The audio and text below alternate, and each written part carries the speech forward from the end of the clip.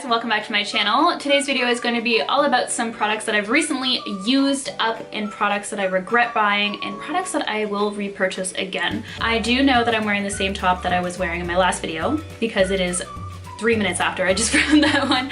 I did change my lip color for you guys, but this shirt is staying because that's just sometimes the way YouTube goes. Anyways, if you want to hear all about my products that I regret buying and products that I'm going to be repurchasing, then just keep on watching. So I've been trying to collect products for the past little while, and as you can see, I got a pretty big amount, a lot of hair products, and they take up a lot of room. But anyways, we're gonna run through these super quickly, and I'm gonna let you know what I think about them and whether I would repurchase them or not, or if I already have, which is definitely a good sign. So I'm not gonna go in any particular order. I'm just gonna pick through and kind of go in that way. There is a mixture of makeup, hair care, and skincare in here, but they're all beauty products. There's no like chip bags or anything like that in here. It's not like my garbage, I've been collecting.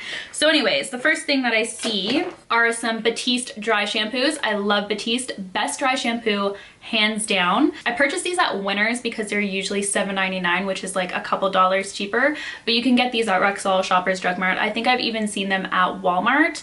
The only downside to buying them at Winners is that sometimes you don't get to choose which ones they have because there's so many different scents. So these two here I actually really enjoyed. One of them is called A Hint of Color Beautiful Brunette, and then the other one is called A Hint of Color Dark and Deep Brown. So this one, the dark and deep brown, definitely works the best for me.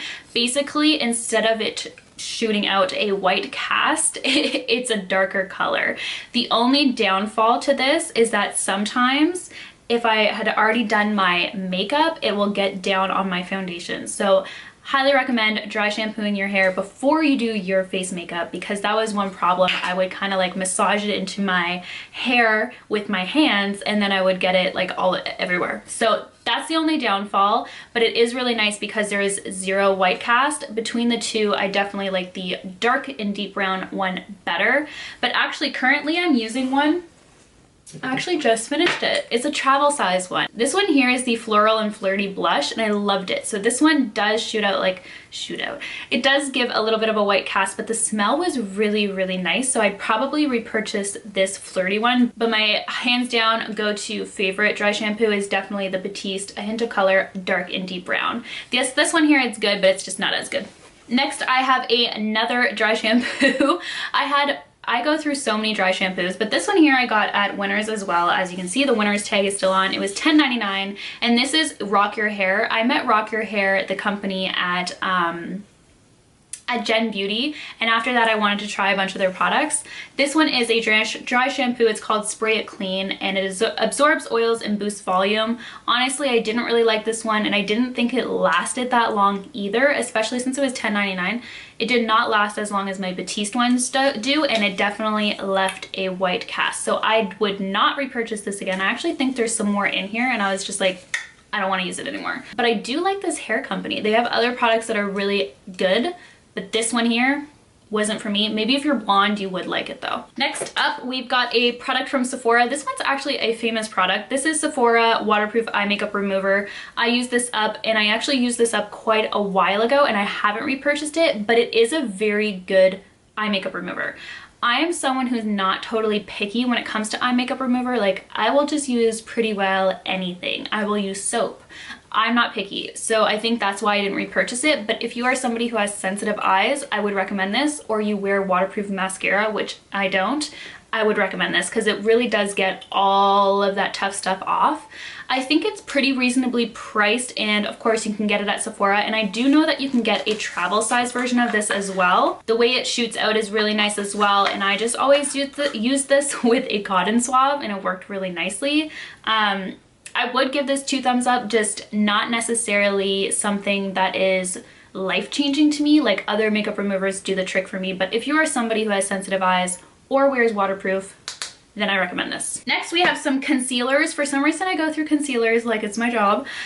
This first one is a NYX HD concealer. I love this concealer, love it. I have 2 Empties. I wear the shade Glow, and I love this. It's so pretty underneath the eyes, and even to highlight the face, I would definitely repurchase this again. It's a very, very good price. I stock up on it, and I don't like ever having an empty version of this because it's one of my holy grails. Another holy grail, which I actually don't use anymore, but I have repurchased and own quite a few of these, is the MAC Pro Longwear. This one here is in NC25, and I have another NC25, and I have an NC30 for summer.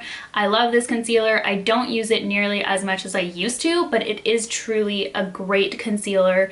It is full coverage. Like if you are struggling with a blemish, or you're not sleeping well, or you struggle with dark circles under your eyes, I definitely recommend this one. It is worth the money. It's actually not badly priced. I'll list the prices somewhere, but it's a little bit more pricey than the NYX one, for example, but it's way more coverage. It does come with a pump, which is really, really handy, and I personally like because I can then go in with my beauty blender and then kind of dab it on. Shade-wise, as everyone knows, MAC has a wonderful shade range, so they could really match you quite nicely, and whether you want to highlight or just keep it the same complexion as the rest of your face, then I highly recommend MAC. I have two more concealers. This one here is from L'Oreal. It's a True Match Super Blendable Crayon Concealer, and this is in W45 Pale Moyen. I don't know why it's in French, but it's one of the crayon concealers, and I used it to its bits. I, at the time, really liked this concealer, but I have since then moved on from it. I have grown past crayon concealers, and I really, really like liquid concealers a lot better than this. This was a nice concealer. In my opinion, it works far better on blemishes than it does underneath the eyes, just because the consistency is a little bit drying compared to a liquid concealer. Overall, would I repurchase it? Probably not, just because I'd like to try other things. It wasn't like wow worthy, but it is a good concealer. Next up, I have a Maybelline concealer. I am actually shocked right now because I totally forgot about this concealer, and I would repurchase it, and I am going to repurchase it now that I've remembered. This is the Maybelline Superstay Better Skin Concealer. I'm also a huge fan of the foundation of it, which I'm not wearing today, but I wore it just a couple days ago. That's why it's right in front of me. I love this concealer. I'm in the shade Light Medium. It has a doe foot applicator. It looks like there's still more in here. I really like this concealer, and I am definitely going to be repurchasing this one. The consistency is really nice. I remember it being full coverage under the eyes and easy to blend out, which is super important, but it also didn't crease under the eyes, which is another great thing about this concealer. Oh, look at that. I have two of them. That says something.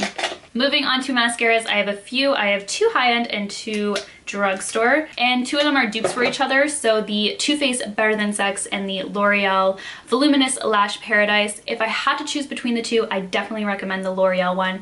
It is a fraction of the price, and it is actually better in my opinion. The Too Faced Better Than Sex mascara, I've noticed that once you use it for about a week, the mascara starts to flake, which is the biggest pet peeve of life.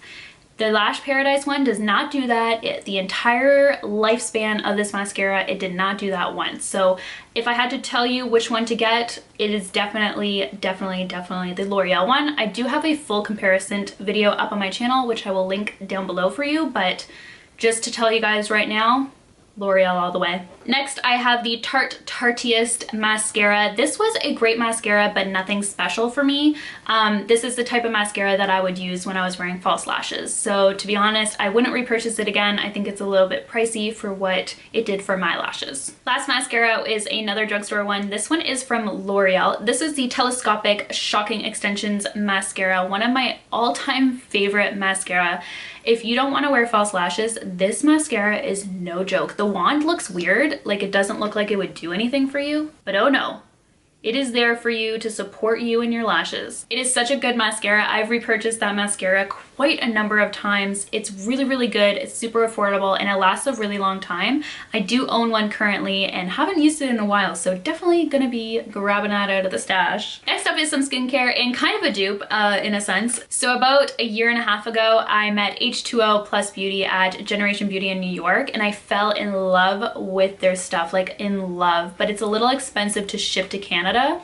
Nonetheless, I do anyways. And one of their main products that I completely fell in love with is my daily moisturizer to this day. It is the Oasis line, and it's the Ultra Hydrating Cream. It is so good. I scraped this clean. It is such a good hydrating moisturizer. But if you are looking for a dupe, a drugstore dupe, I really enjoyed the Neutrogena Hydro Boost Gel Cream, which is the closest thing I could find to this Oasis cream. This is life-changing. Like, this type of gel formula, water-based consistency. I swear by these types of moisturizers. They are water-based and they just made such a difference in my skin. The H2O Plus Beauty one is definitely a little bit better than the Neutrogena one, like, I'm not gonna lie, but this one was still really good. But I can significantly feel and see a difference in my skin when I use this one. It is my holy grail. I will probably never use another moisturizer again, like, daily. It is so good, and it's gonna take a lot for anyone to replace this guy. Like, it's really close to my heart. And this one did do a really great job, but just not, it's like right here in the levels, but it is really affordable, so that's one good thing. And I think it also has in this line something, it's like the Hydra Boost for just under the eyes. I've never tried that, but I've heard good things about it. Another skincare item that I've loved for a long time, and I've repurchased bottles and bottles and bottles and bottles, and it's really worth it. I think it's under $10. It is the Garnier Skin Active. This is the micellar water. I love this one. It is a complete dupe for the Bioderma one, which is, I think, triple the price. This one is so nice on the skin. It's great. It takes off all your makeup. And I have 2 bottles here, but honestly, I've probably gone through like dozens. It's so good. It is an all-in-one cleansing water, and it removes makeup, cleanses, and refreshes.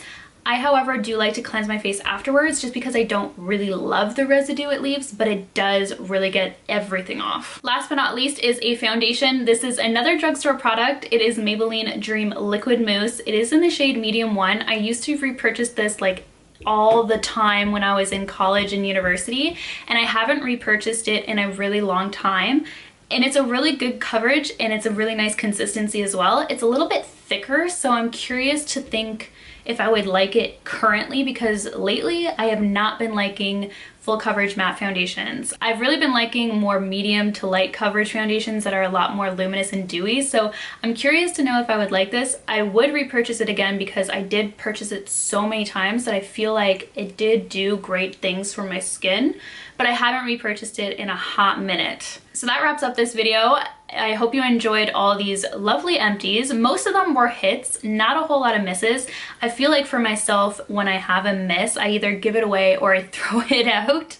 So I'm definitely gonna try and keep all my products so I can give you guys good solid feedback on whether I would repurchase or not. This is the first type of video that I've done like this on my channel, so leave me some comments down below if you did like it, and I will keep doing them.